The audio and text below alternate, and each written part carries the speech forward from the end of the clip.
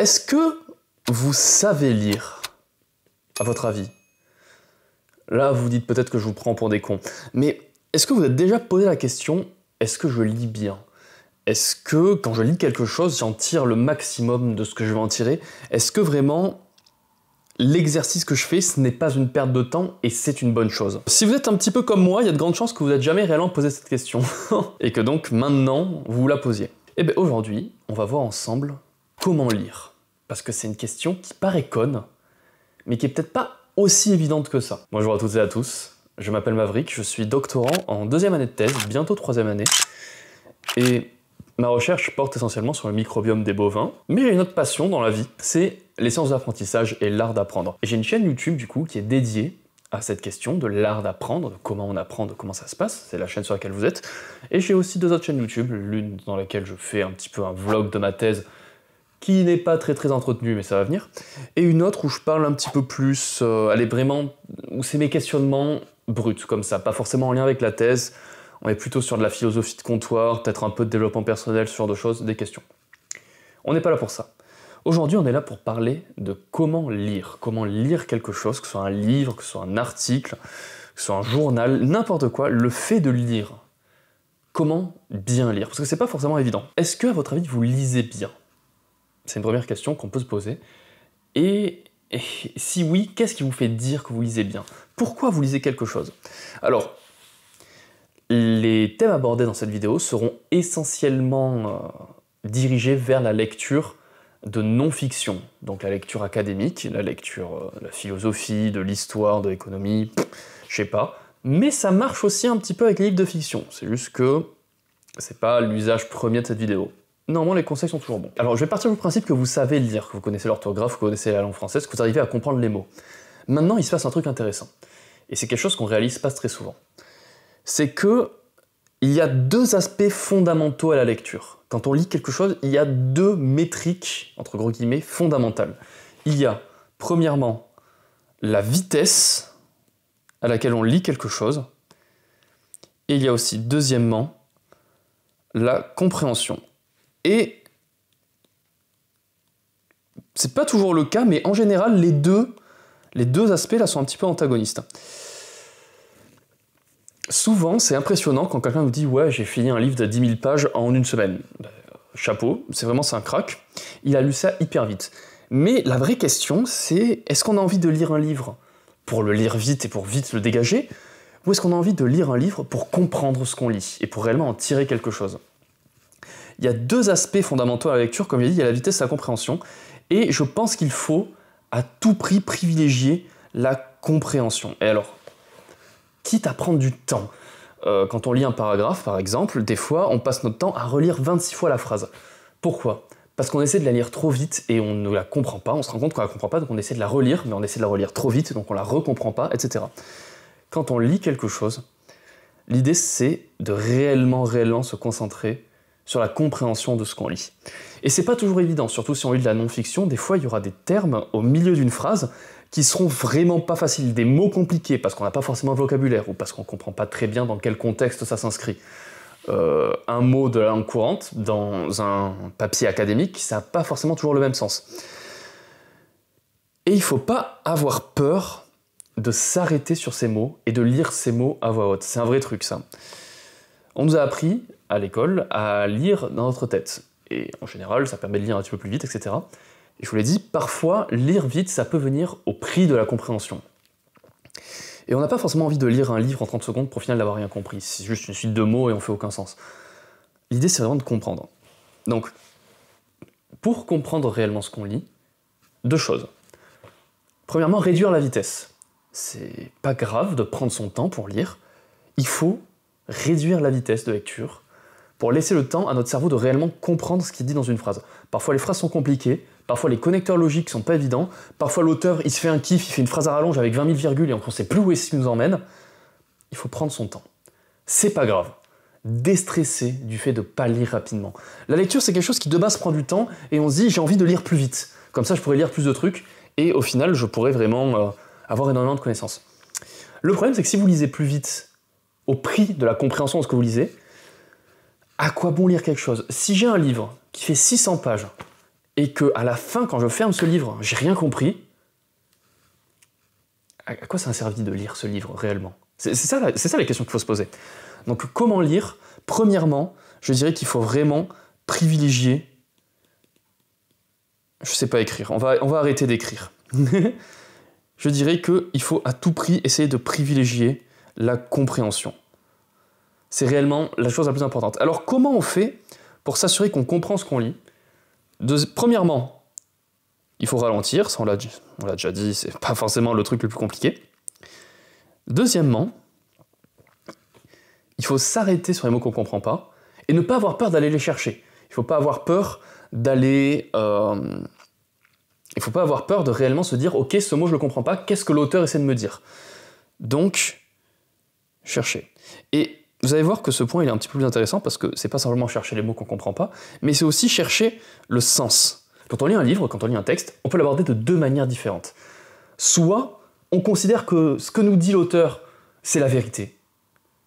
Et la manière dont il présente la chose, c'est la vérité, et on boit ses paroles et on remet pas ça en question. Soit on essaie d'arguer avec l'auteur, on essaie d'argumenter, on essaie d'avoir une discussion avec lui. Et trop souvent, on ne fait pas ça, parce que ça demande des efforts, parce que ça demande de prendre du recul sur ce qu'on lit à l'instant même où on lit, c'est pas facile. Et ça demande aussi parfois un peu de contexte qu'on n'a pas forcément quand on démarre une nouvelle discipline. Donc, dans ce cas-ci, c'est plus dur d'essayer de contre-arguer l'auteur si toi t'es un novice et que lui c'est un expert. Mais admettons. Chercher les mots compliqués c'est une chose, mais chercher le sens d'une phrase ou d'un paragraphe c'en est une autre qui est trop souvent sous-estimée je pense.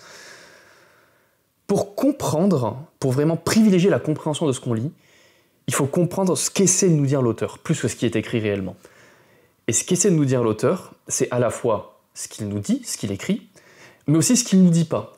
Quand on nous donne une phrase avec un contexte donné, très souvent, on ne dit pas tout ce qu'englobe cette phrase-là. Il y a un truc que j'aime bien, c'est le cas des veines et des artères.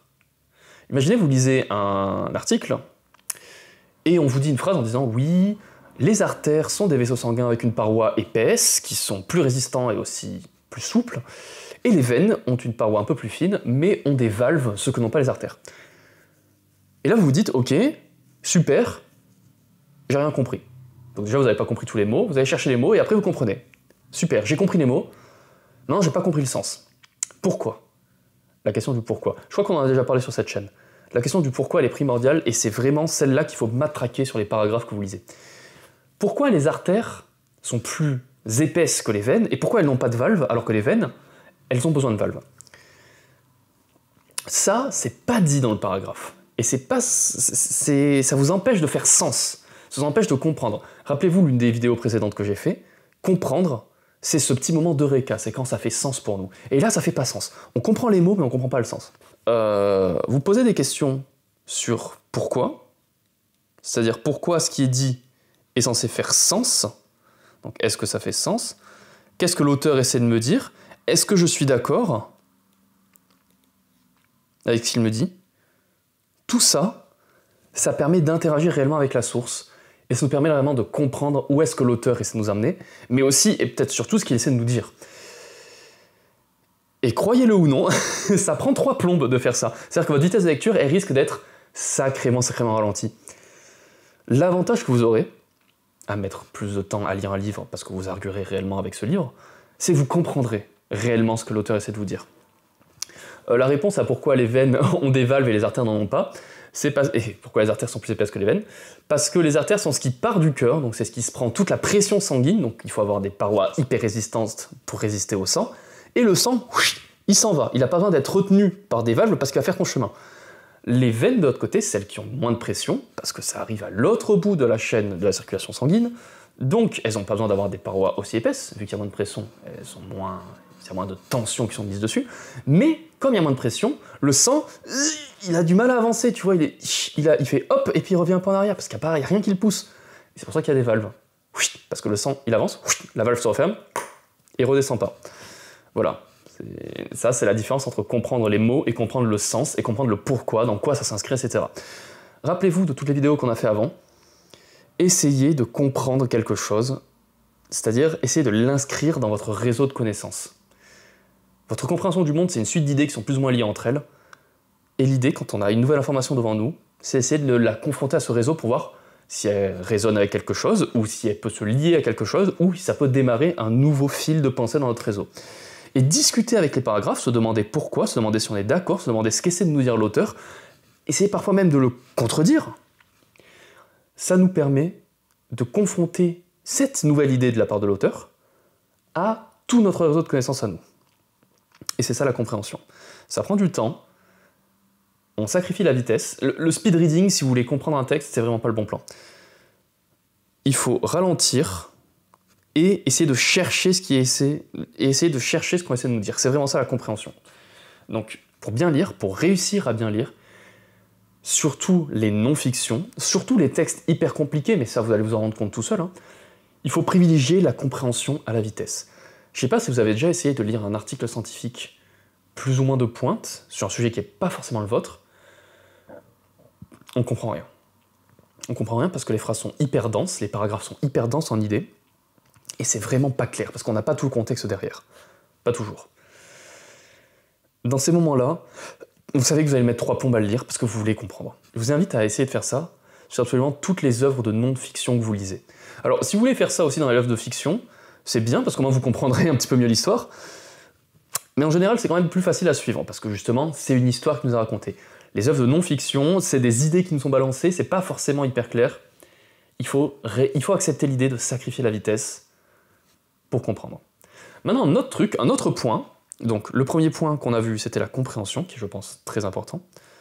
Le deuxième point, c'est de toujours lire avec un stylo dans la main. Ça, vous allez voir, en fait, c'est 2 points à la fois, c'est de lire avec les doigts, comme à la maternelle, tout à fait, et de préférence remplacer le doigt par un stylo. C'est-à-dire, j'ai une feuille, quelqu'un qui veut se la péter un peu, quelqu'un qui veut être un adulte, il lit comme ça, avec ses 2 mains, il tient et il lit. Super. Quelqu'un qui a déjà lu des textes, il s'est rendu compte qu'au bout d'un moment, les yeux se perdaient dans les lignes. Tu vois, tu lis quelque chose, mais ton œil, il a du mal forcément à rester à suivre. Et cette personne-là, elle va se dire, merde, mon œil se perd, c'est utiliser mon doigt pour guider mon œil, tu vois, pour guider mon œil sur les lignes. Parce que les lignes, c'est des mots, mais elles se ressemblent un peu toutes, tu vois. Et l'œil, il a tendance à se perdre, parce que tout se ressemble un petit peu. Lire avec les doigts, les gens vont se foutre de vous, les gens c'est des cons, les écoutez pas, d'accord, laissez les idiots faire des trucs d'idiots, et vous, essayez de faire des trucs bien. Vous voyez un truc, lisez-le avec les doigts. Votre œil a vachement plus de facilité à suivre votre doigt, et donc à suivre ce que votre doigt pointe, que simplement des lignes comme ça. Donc bon, déjà, si possible, essayez de prendre l'habitude de lire avec les doigts. Parce que vous aurez plus de facilité à rester sur ce que vous lisez, et ça va vous faire gagner un peu de vitesse. Alors c'est pas non plus de la grande vitesse, je vous ai dit que la vitesse, parfois, ça venait au coup de la compréhension. Ça, c'est plutôt, ça vous évite de perdre du temps sur des trucs cons. Ça vous évite d'avoir l'œil qui se perd, ça vous évite de perdre dans les paragraphes. Disons que c'est de la vitesse que vous ne perdez pas inutilement. Lisez avec les doigts, mais surtout, c'est mieux de remplacer son doigt par un stylo. Entre ça et ça, il n'y a qu'un pas. Hein. Le cerveau arrive à comprendre que votre stylo, c'est l'extension de votre doigt, il n'y aura pas de problème, vous en faites pas. Et donc, quand vous lisez quelque chose, essayez de le lire avec un stylo, ou si vous voulez être un peu fancy, il y a des gens qui vendent des espèces de petits pointeurs en bois, qui sont genre des espèces de petits doigts. Je préfère un stylo parce que c'est plus pratique, on va le voir dans le point juste après. Mais essayez de lire. L'idée, c'est pas d'utiliser le stylo pour remplacer votre doigt. C'est d'utiliser un stylo, c'est pour le prochain point dont je vais vous parler. Vous l'avez deviné, ça s'appelle le point suivant, ça va être prendre des notes. Mais essayez quand même de lire avec un doigt, enfin avec un stylo si possible, sinon au pire avec le doigt, de sorte à toujours réellement suivre le paragraphe que vous êtes en train de lire. Parfois, vous aurez des mots compliqués. Parfois, le paragraphe sera hyper long et vous devrez vous arrêter à certains endroits. Utilisez votre doigt, utilisez un stylo pour marquer, pour le garder là où vous êtes arrêté. C'est aussi un petit plaisir. C'est un petit kiff parce qu'au moins vous saurez où vous êtes arrêté, vous n'aurez pas à chercher pendant une demi-heure où est-ce que vous avez arrêté le paragraphe. Lire avec le doigt, ou si possible remplacer votre doigt par un stylo, ça a l'avantage de vous permettre de suivre le texte plus facilement. Vous n'êtes pas obligé. C'est toujours dans le même point de lire avec le doigt. Vous n'êtes pas obligé de subvocaliser absolument tout ce que vous dites. Tout ce que vous lisez, pardon. Subvocaliser, C'est imaginer un enfant en primaire qui lit un texte, mais on lui dit de le lire dans sa tête. Il ne le lit pas dans sa tête, il le chuchote. Quand vous lisez un texte, vous dites « oui, d'accord, alors en fait... » Vous parlez dans votre tête. C'est une habitude qu'on a, mais sachez que le cerveau n'est pas obligé de lire le mot à voix haute, ou de vocaliser le mot, ou de le subvocaliser en l'occurrence, c'est-à-dire à voix basse, n'est pas obligé de prononcer le mot pour le comprendre. Votre cerveau, il lit un mot et il arrive à le comprendre sans avoir à le prononcer dans sa tête. Et ça vous permet de gagner encore un petit peu de temps, ça vous permet de ne pas accorder trop d'importance aux trucs qui ne sont pas importants. Je vous ai dit dans le point précédent qu'il faut privilégier la compréhension et que généralement ça venait au prix de la vitesse. Mais parfois, aller vite sur des petits points, ça vous permet de vraiment comprendre les gros points. Dans une phrase, il y a énormément de mots qui en réalité servent pas à grand chose. Ils servent à donner du contexte et de la structure à la phrase pour savoir dans quel sens elle va, pour savoir de quoi on parle, quel est le sujet, pour savoir comment on définit le sujet, voilà les adjectifs qu'il a. Mais ça aide à renforcer l'image ou ça aide à renforcer l'idée. C'est pas forcément les points les plus importants. Et quand vous vocalisez absolument chaque mot de la phrase, quand vous vous arrêtez sur chaque mot pour les prononcer, vous les traitez presque comme s'ils étaient tous aussi importants les uns par rapport aux autres. Et ça va handicaper votre compréhension parce que votre cerveau, et vous, par extension, vous allez le voir, vous aurez toutes ces informations et il n'y aura rien qui mettra en évidence quelle information est plus importante qu'une autre. Parce que vous les aurez toutes prononcées à la même vitesse, avec la même diction, vous aurez pris autant de temps sur chaque information, et à moins qu'il y ait un mot réellement compliqué qui vous arrête, vous allez mettre autant de temps à lire cette phrase, chaque mot. Vous allez mettre autant de temps à lire chaque mot de cette phrase. Vous embêtez pas forcément à vocaliser et à subvocaliser toutes les conjonctions de coordination et tous les déterminants et tout. Quand vous lisez avec votre doigt, faites glisser vos yeux sur le paragraphe. Vous allez voir que vous allez comprendre ce que vous lisez sans avoir à le prononcer. C'est bizarre, c'est particulier, on n'a pas forcément l'habitude de faire ça. Prenez votre temps, c'est pas grave. Je vous ai dit privilégiez la compréhension à la vitesse. N'essayez pas d'aller trop vite. Si vous vous rendez compte que ça nique votre compréhension de faire ça, allez-y petit à petit. J'ai dit un peu plus tôt dans la vidéo que le speed reading c'était un peu de la merde. Tout n'est pas à jeter, ça c'est une méthode de speed reading. Mais l'idée c'est de pas tout sacrifier pour la vitesse, d'accord? L'idée c'est de continuer à avoir la compréhension. Et ça c'est simplement un outil pour notre compréhension. Parce que physiquement, en tout cas mentalement plutôt, on fait la différence entre ce qui est important et ce qui n'est pas important. On arrête de vocaliser et de subvocaliser les mots qui ne sont pas importants, et à contrario, c'est vrai que je ne l'ai pas précisé, c'était implicite, du coup je vais le préciser maintenant, à contrario, on vocalise les choses importantes. C'est-à-dire qu'il y a une phrase qui est compliquée, les 2 tiers de la phrase en réalité c'est de la merde, on n'a pas réellement besoin de la vocaliser. Par contre, il y a une partie de la phrase qui est vraiment le cœur de la phrase, qui est vraiment l'idée, elle, on peut se permettre de la vocaliser, on peut se permettre de la subvocaliser, et si on ne comprend vraiment pas, on a le droit de lire la phrase. Je vous jure qu'on a le droit de lire la phrase. En général, quand tu lis quelque chose, quand tu prononces la chose à voix haute, il se passe quelque chose. Ta compréhension, elle est différente. Tu n'interagis pas avec l'information de la même manière. Si une phrase ou si un paragraphe vous semble compliqué, n'ayez pas peur de le lire à voix haute. Donc voilà. Le point numéro 2, c'était de lire avec son doigt, parce que ça nous permet de suivre, de guider l'œil, et de ne pas forcément vocaliser et subvocaliser. N'ayez pas peur de ne pas prononcer certains mots de la phrase, mais à contrario de vraiment s'arrêter sur d'autres mots parce qu'ils sont compliqués, parce qu'ils sont importants, parce que c'est le cœur de l'idée. Le but, c'est de comprendre. Et alors, pourquoi j'ai dit lire avec un stylo plutôt qu'avec un doigt? Parce que finalement, les deux, pour faire guider l'œil, c'est la même chose. Lire avec un stylo, ça vous permet d'attaquer le point suivant, qui est vraiment, mais alors là, vraiment, c'est le truc, c'est le point le plus sous-coté, c'est de prendre des notes.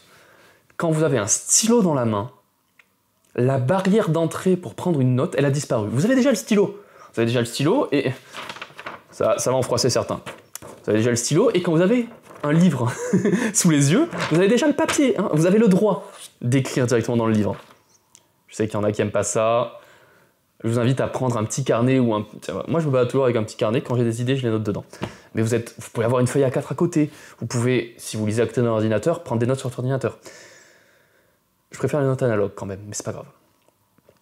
Quand vous lisez un livre, en fait, le point numéro 3, c'est prendre des notes, mais en fait, il fait partie du point Il fait partie de quelque chose de plus grand, qui est pourquoi. Encore une fois, cette question elle est exceptionnelle, hein. Je pense que cette chaîne, le motto c'est pourquoi. Pourquoi vous lisez un certain livre? Pourquoi vous avez choisi cet article? Pourquoi vous avez choisi ce truc à lire? Pourquoi ça plutôt qu'un autre? Quelle est votre intention avec ce livre? Votre intention, si c'est de la non-fiction, hein, bien sûr, si c'est de la fiction, votre intention c'est juste de kiffer, mais si vous lisez de la non-fiction, votre intention c'est de comprendre ce que l'auteur essaie de vous dire. Soit parce que l'idée est intéressante, soit parce que le sujet est intéressant, soit parce que ça va vous servir à entretenir des réflexions plus grandes dans votre travail, dans des réflexions personnelles, on s'en fout. L'idée c'est de comprendre. Et donc, comme si vous allez en classe, là vous lisez un livre, et c'est un petit peu comme un cours en amphithéâtre si vous voulez. L'idée c'est de comprendre. Vous êtes en train de vous battre avec des idées. Vous êtes en train de vous battre avec les idées de l'auteur. Si vous ne prenez jamais aucune note, ces idées vous les aurez dans votre esprit, et au bout d'un moment elles vont disparaître. Parce qu'elles sont présentées de manière logique, parce que l'auteur prend le temps de vous les présenter, et du coup vous pensez que c'est logique, donc vous pensez que vous comprenez. Spoiler, ça c'est un biais cognitif. Hein, ça s'appelle l'effet de simple exposition. Si quelque chose est présenté de manière logique, et présenté de manière répétée, quand un livre s'attaque à une idée, c'est cette idée qui est présentée, représentée sous plein d'aspects différents, quand quelque chose est présenté de manière répétée et de manière logique, on pense qu'on la comprend. C'est l'illusion de l'apprentissage, c'est aussi un autre terme ça, c'est un peu la même chose. La réalité c'est que vous ne comprenez pas. Ça vous semble logique parce que vous êtes dans le contexte où c'est présenté, parce que avant il y a eu toutes les informations qui valaient le coup, parce que vraiment tout a été préparé pour que vous compreniez l'idée, pour qu'elle soit bien introduite. Vous comprenez rien. Et ça vous en êtes sûrement rendu compte après un cours d'amphithéâtre, quand vous avez essayé d'expliquer le concept à un pote, quand vous avez essayé de faire des annales derrière. Quand vous êtes confronté à une idée, c'est pas maintenant, c'est pas à l'instant T que vous la comprenez. Ça fait sens parce que les connecteurs logiques sont là, mais ces connecteurs logiques, ce sont pas les vôtres. L'idée, elle est présentée selon le réseau de connaissances que l'auteur a bien voulu présenter. Ça, vous, dans votre esprit, ça n'a pas encore accroché réellement.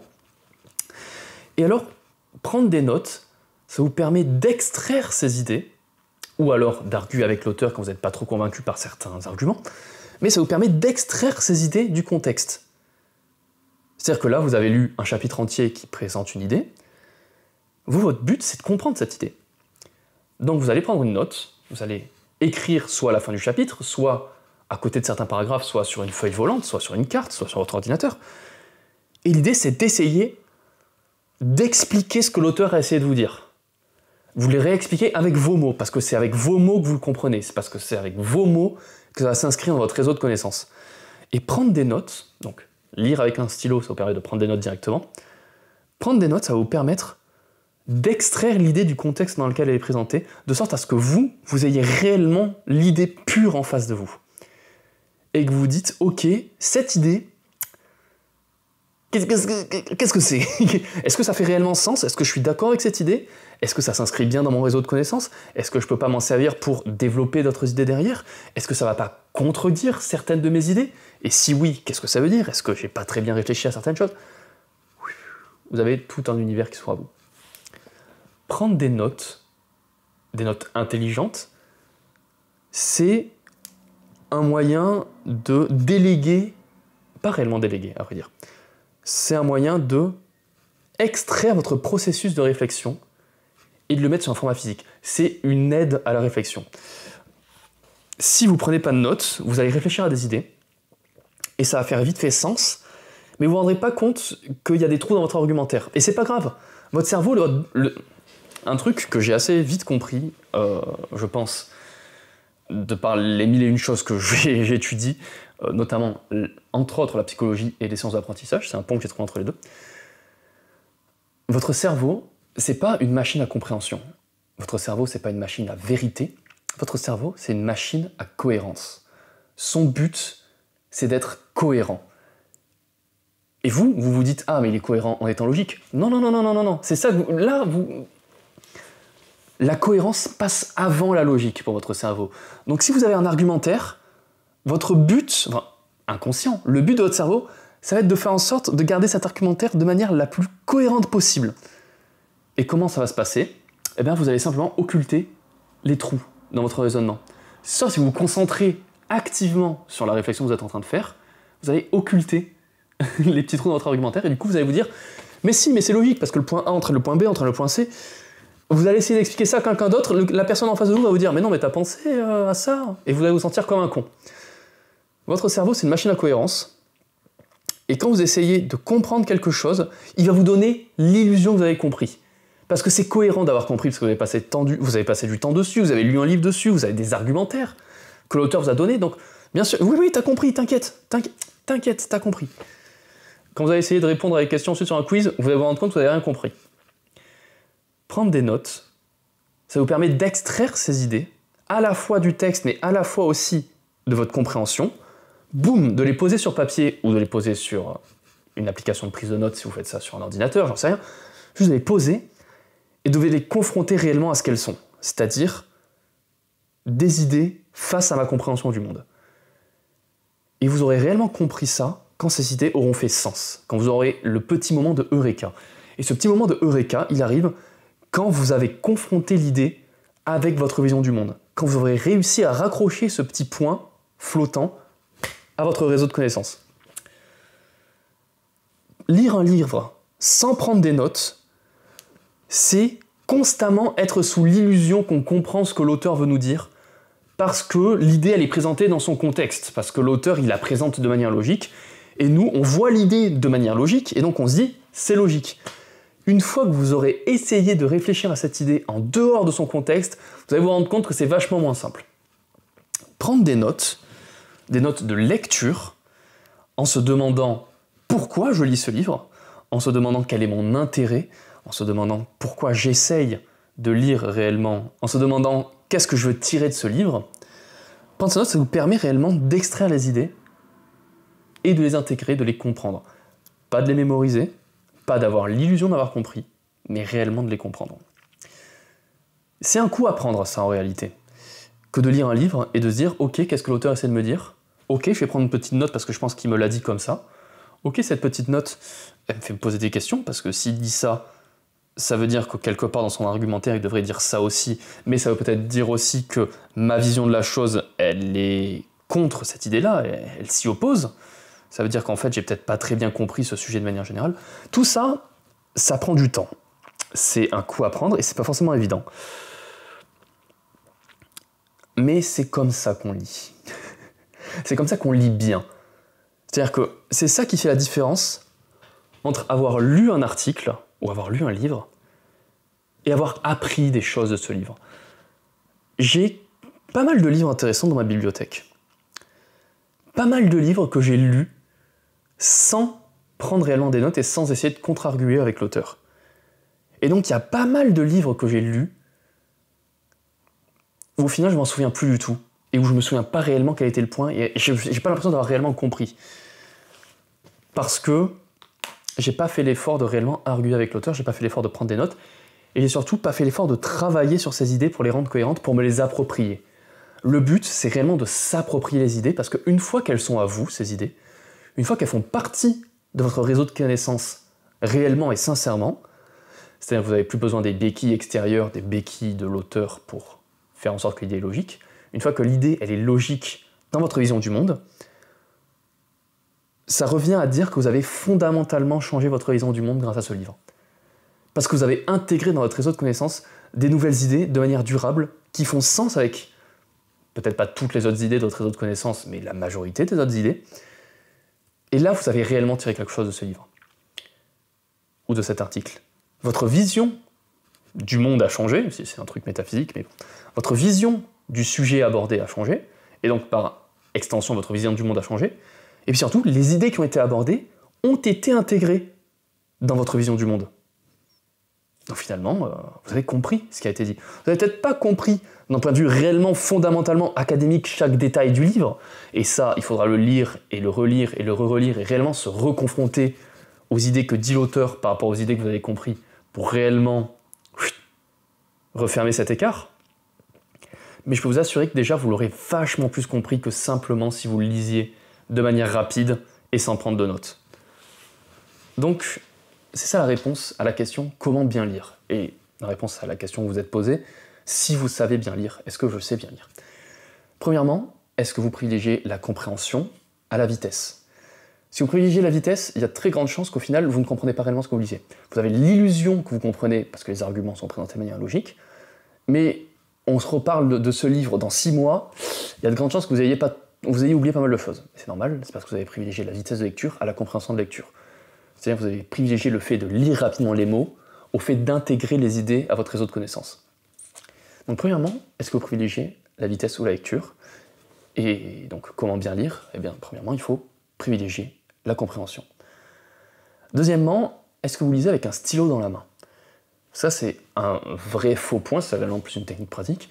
Parce que si oui, ben vous avez plus de facilité à lire le paragraphe, mais surtout, point suivant, vous avez plus de facilité à prendre des notes. Et donc, troisièmement, est-ce que vous prenez des notes? Est-ce que vous extrayez les idées du texte? Est-ce que vous extrayez le message que l'auteur essaie de vous faire passer? Et est-ce que vous vous battez avec ces idées pour réellement les comprendre? C'est pas parce qu'un connard a écrit un livre qu'il a forcément raison. Parfois, des choses sont présentées dans un livre, et vous n'êtes pas d'accord. Vous n'êtes pas d'accord parce que votre expérience a montré peut-être que c'était pas le cas, parce que votre compréhension du sujet, en vous basant sur d'autres auteurs, ou en vous basant aussi sur votre expérience, est différente, ou simplement parce que vous n'êtes pas convaincu par l'argument. Vous avez le droit. Vous avez le droit, et je vous invite même à pas être d'accord avec l'auteur.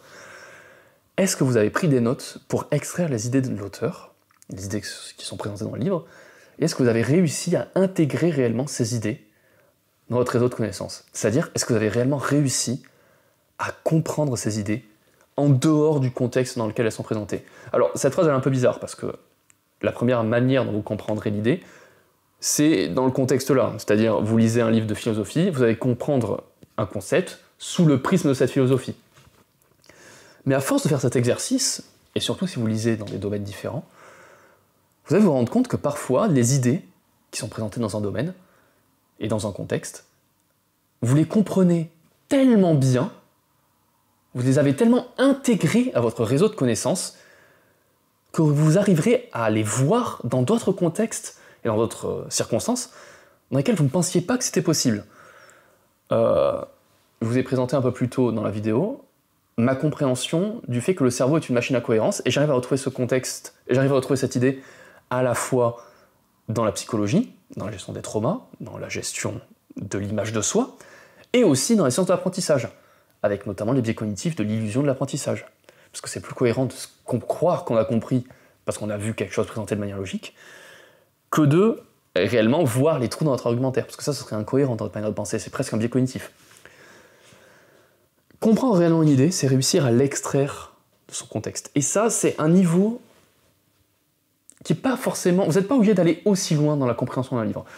Juste essayez de privilégier la compréhension à la vitesse de lecture, et par pitié, prenez des notes sur ce que l'auteur dit, d'une part, et sur la manière dont ce que l'auteur vous dit s'inscrit dans votre réseau de connaissances. Parce que si vous prenez juste des notes religieuses sur ce que vous dit l'auteur, vous faites en fait des fiches de lecture. Et c'est super, mais ça vous aide pas réellement à extraire ce que l'auteur essaie de vous dire. Ça vous aide pas réellement à prendre ces idées, à les prendre pour vous. Bref. La vidéo n'était pas scriptée. Ça fait 40 minutes que je m'enregistre, à peu près. Je vais peut-être faire un peu de montage pour que ce soit un petit peu plus clair, mais j'espère que vous avez compris où je veux en venir. Le plus important quand on lit quelque chose, c'est de comprendre. C'est pas de lire vite, mais c'est de le lire bien. Et ce que j'essaye de vous prouver un petit peu avec cette chaîne YouTube, c'est que l'un des meilleurs moyens de comprendre quelque chose, c'est en prenant des notes intelligentes et en revenant sur ces notes et en se battant avec l'idée, en essayant de les lier avec d'autres choses, d'intégrer ça à notre réseau de connaissances. Et ça, spoiler, c'est en prenant des notes. Je ferai d'autres vidéos sur les différentes manières de prendre des notes en fonction des différents contextes dans lesquels on veut retenir l'information, parce que toutes les méthodes de prise de notes ne sont pas forcément les plus adaptées en fonction de là où on est, c'est pas grave. Mais essayez de retenir ça de ma chaîne YouTube, pas forcément de cette vidéo, de ma chaîne de manière générale. Les prises de notes, c'est une manière d'étendre nos capacités de réflexion. Parce qu'on note le raisonnement, on note le lien des idées sur un papier, et ça nous permet de le comprendre de manière plus fiable que si on faisait ça dans notre cerveau. Parce que notre cerveau, il va occulter les trous dans l'argumentaire. Donc bref, je tourne en boucle.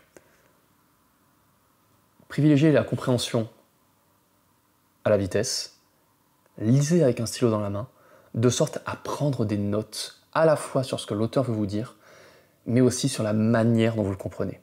Et l'idée derrière, quand vous avez fini votre livre, c'est de vous prenez toutes ces petites notes là, vous les regroupez tous ensemble, et vous vous battez avec. Vous essayez de comprendre ce que l'auteur a voulu vous dire, vous essayez réellement de l'intégrer dans votre réseau de connaissances, et vous en sortez grandi. Parce que c'est ça, lire un livre.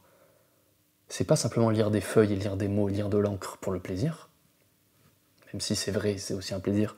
C'est pas forcément lire du papier pour lire du papier, mais c'est lire du papier pour en tirer quelque chose. Donc, définissez bien pourquoi vous allez lire un livre de première instance, pourquoi vous avez choisi ce livre plutôt qu'un autre. La réponse, ça peut être simplement parce que la question m'intéresse. Regardez. J'ai acheté un livre de philosophie de André Comte-Sponville qui s'appelle « Le capitalisme est-il moral ?» La question m'intéresse, tout simplement. Donc c'est pour ça que je vais lire ce livre, parce que j'ai envie de savoir si le capitalisme est moral, si c'est bien, si c'est pas bien, quelles sont les limites de ce mode de production, tout ça. Et parce que je sais pourquoi je vais lire ce livre, je vais prendre des notes de manière adaptée, en fonction de la manière dont je vais lire ce livre. Quand je lirai un argument qui explique pourquoi quelque chose dans le système capitaliste est plutôt moral ou plutôt amoral, eh bien je saurai que je dois regarder cette idée d'un œil critique et je dois essayer de prendre des notes pour réellement l'intégrer à mon réseau de connaissances. Parce que la question m'intéresse et parce que j'ai envie de comprendre. Donc finalement, la conclusion, c'est ça. Privilégiez la compréhension, lisez avec un stylo pour pouvoir prendre des notes de sorte à réellement vous assurer que vous avez compris. Parce que les idées, au bout d'un moment, le but, c'est de les intégrer à vous et à votre réseau de connaissances.